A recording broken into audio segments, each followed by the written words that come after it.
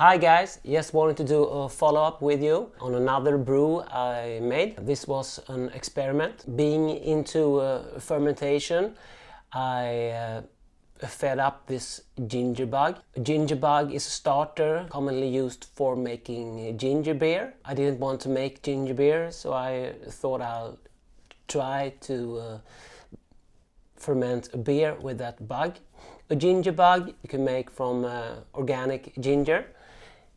Just shave some ginger and add some sugar and some water, and then you just feed it with that. I think I added some shaved ginger and sugar and water every day until I had a liter or something like that. And I also had an accident in my brew shed. A keg leaked out a lot of beers, so I had to put the humidifier in there, and that really ramped up the temperature in the brew shed. I actually have a video on when I just have brewed it, and so I will link to that below so you can go and watch that video. It was a hot summer and the humidifier pumped up the temp. So it was about 40 degrees Celsius in the brew shed. So I decided that I would try to make a beer with the ginger bug. This is a typically 5-gallon batch. 2.6 kilo Pilsner malt, 400 grams of Vienna malt, 300 grams of wheat malt. Did an ordinary 60-minute boil, landed on an OG of 1036. Added Sass hops, which I oxidated in the oven before using it, to about 7.5 IBUs according to Beersmith.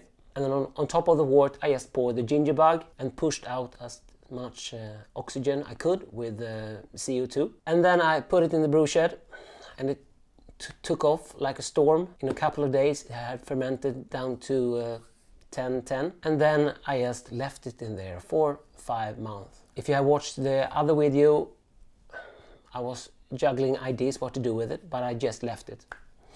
So after 5 months it was crystal clear. It had fermented out to 1000. This was my first experiment with doing sour, wild ale, or what you want to call it, and it actually worked. I made a beer with a ginger bug. I sent some out, so maybe we will see a review of this brew from some others. I have it in the keg, but I've bottled a few.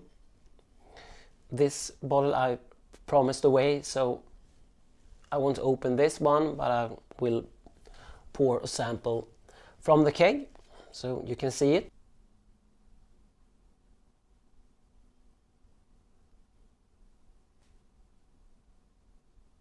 The ABV, this beer, landed on 4.7. And the name of the brew, the Ladybug. So let's put some in a glass. Back with the beer. This is absolutely crystal clear. Looks like a glass of champagne. So if you can see it.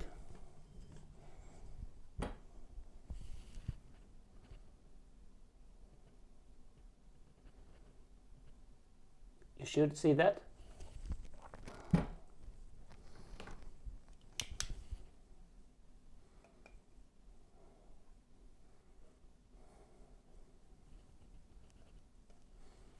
Let's give it a nose.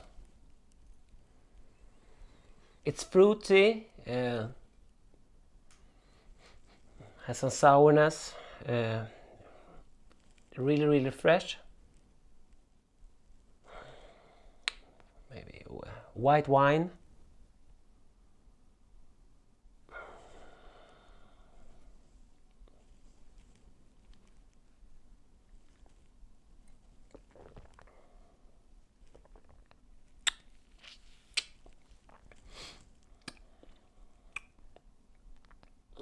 It has a light sourness.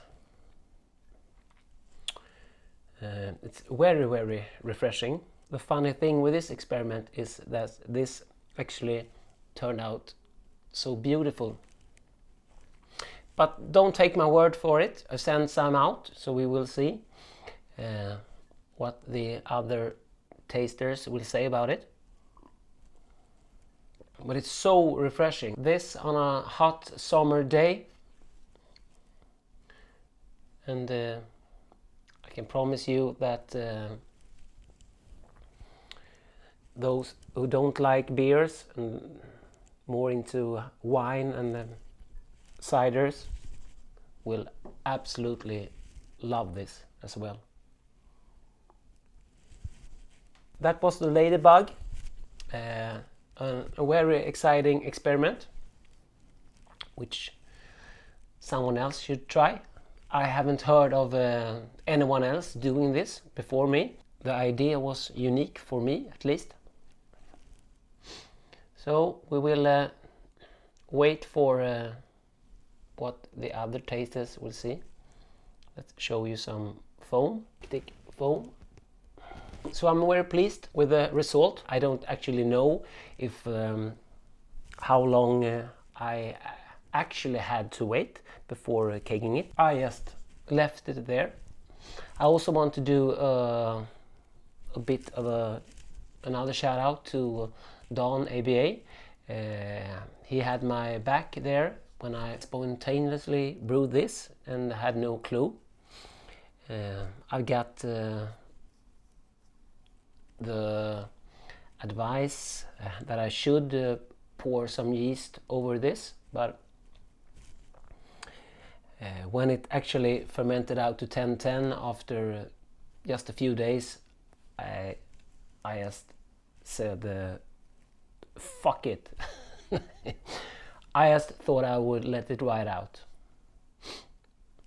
So this is the Ladybug, and a beer fermented with a gingerbug. So what can we call this? Can we call it a wild ale? Or what should we call it? It's not a ginger beer, because it's not packed with ginger. It's just fermented with what naturally crawls on organic ginger. So there you have it, the Ladybug, a beer fermented with gingerbug. Cheers, Dr. Hans out.